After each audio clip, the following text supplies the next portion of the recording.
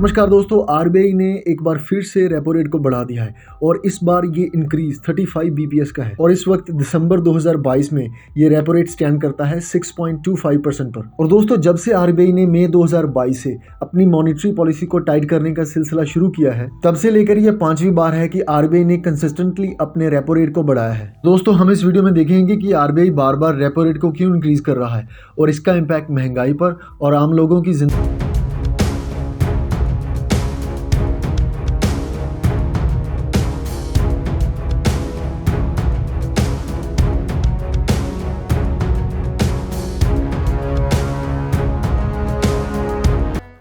सबसे पहले आखिर ये रेपो रेट है क्या?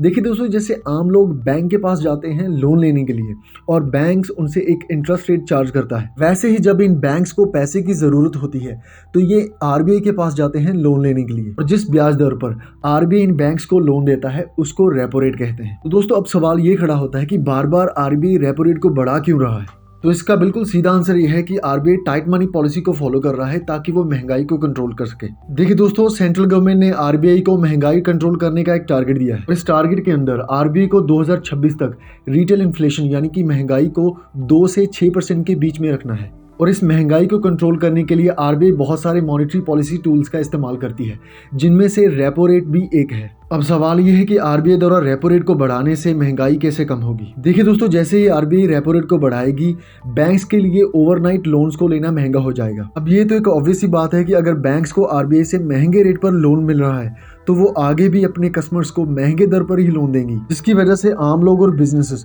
लोन लेने से पहले 2 बार सोचेंगे। इनफैक्ट वो लोन लेना बहुत ही कम कर देंगे और अगर लोगों के पास एक्स्ट्रा कैश नहीं होगा तो वो मार्केट में एक्स्ट्रा डिमांड नहीं कर पाएंगे और डिमांड कम होने की वजह से चीज़ों के दाम ऑटोमेटिकली कम हो जाएंगे। लेकिन दोस्तों, आपको इस बात का ध्यान रखना है कि रेपो रेट ऐसी महंगाई को कंट्रोल करने में हेल्प नहीं करता जो सप्लाई साइड फैक्टर्स की वजह से हो। तो इसका मतलब है कि रेपो रेट का इस्तेमाल तभी यूजफुल होगा अगर महंगाई हाई डिमांड की वजह से हो। और दोस्तों, अब हम देखेंगे कि जब भी आरबीआई रेपो रेट को बढ़ाता है उसका इम्पैक्ट आम लोगों की जिंदगी पर कैसे होता है। सबसे पहले दोस्तों, जितने भी लोन्स आपने ले रखे हैं, चाहे वो होम लोन हो या कार लोन हो, उनकी ईएमआई बढ़ने वाली है।